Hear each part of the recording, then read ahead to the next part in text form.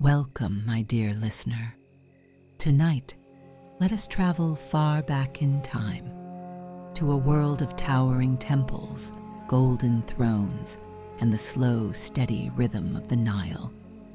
In this gentle hour together, you'll meet a man who carved his name deeper into history than nearly any ruler before or after. His face still watches us from ancient stone. His story stretches across centuries. His name was Ramses II, pharaoh of Egypt, king of kings, and the man they called the Great. So, settle in, breathe slowly, let the weight of the day fall away, and prepare to wander the timeless sands of ancient Egypt, where one man built a legacy so vast it still echoes beneath the desert moon. And this is the story of Ramses the Great.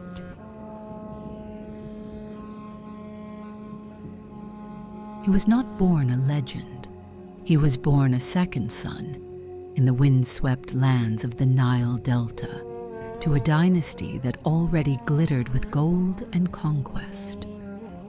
The year was approximately 1303 BCE. In the palace of the rising 19th dynasty, a child was born to Pharaoh Seti III and Queen Tuya, one of his secondary wives. They named him Ramses, born of Ra, the sun god. But at birth, no one imagined the child would become one of the most powerful men in history. Egypt at that time was still recovering from the chaotic reign of the heretic pharaoh Akhenaten, who had upended centuries of tradition by worshipping a single sun disk, Aten, and abandoning the ancient gods. The nation had since restored order under Seti I, a strong military leader who re-established Egypt's dominance in Canaan and Syria. Seti's court was rich, structured, and deeply invested in stability. And his eldest son, Ramses' older brother, was meant to inherit that legacy. But tragedy shifted the winds of history. When that firstborn son died unexpectedly, Ramses, still a teenager, was made Prince Regent. It was an enormous responsibility. At only 14 years old, he was suddenly being trained to lead one of the most advanced civilizations on Earth. But unlike other heirs, Ramses was not only raised for power, he was given it.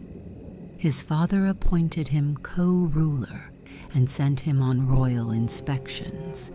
He led military expeditions. He observed court deliberations. And more than anything, he learned how to rule by doing. He was tall and black-haired, with striking features that would later be carved into colossal statues across the empire. And from early on, he understood the theater of kingship. He knew that rule was not only about administration and military strength, it was about image, ceremony, and permanence. As a young prince, he married a woman named Nefertari, who would become his great royal wife. Their partnership was deep and unusually affectionate for the historical record. Her name would appear beside his in temples and tombs, a sign of both love and status. Around 1279 BCE, Seti I died, and Ramses officially ascended the throne. But by then, he was no novice. He had already spent over a decade acting as a king in all but title. When he took full control, he adopted a traditional 5-part royal titulary. Among them, User Matre Setepenre, the justice of Ra, is powerful, chosen of Ra. That was more than formality. In Egypt, names were power. Each royal name told a story, a legacy. and Ramses was crafting his legacy from the moment the crown touched his brow. But he wanted more than a strong reign. He wanted to be remembered, not just by his people, not just by his children, but by all generations to come. He didn't wait to achieve greatness. He claimed it. One of his first acts was symbolic but telling. He began having his name carved not only onto new monuments, but over the inscriptions of earlier kings, including revered figures like Thutmose III, and even his own father. To a modern eye, this might seem arrogant, but in ancient Egypt, it was strategy. To place one's name on a temple wall or statue was to link oneself to the divine. To overwrite the past was to become the past. He didn't just want a chapter in history, he wanted to own it. And so, even in his early years, Ramses ordered new constructions across Egypt. He planned military campaigns. He appointed trusted officials, many of them his own relatives. He organized the royal court to function with brutal efficiency. And crucially, he began to cultivate an image, not just of a man, but of a living god. He portrayed himself in colossal scale, with a youthful face that never aged, even decades into his reign. He had scribes compose glowing inscriptions about his wisdom and courage, and he commissioned more statues than any other pharaoh before or after. The world was changing. Rival empires were rising. The Hittites, the Assyrians, the Babylonians.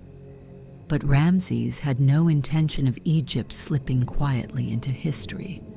Instead, he would make Egypt roar, and with his armies forming, his temples rising, and his name etched into stone from Nubia to the Mediterranean coast.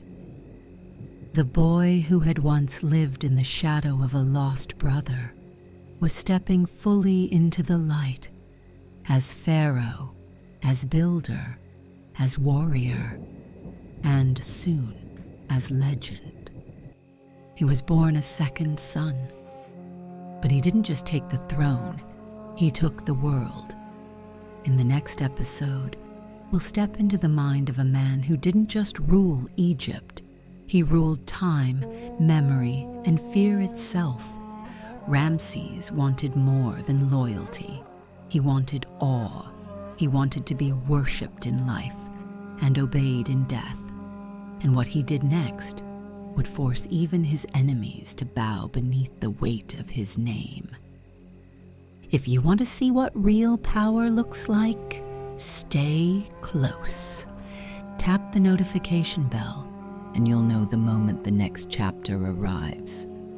And if this story brought you peace tonight, don't forget to subscribe and let your dreams carry you deeper into the sands of history. With love and whispers, Anastasia.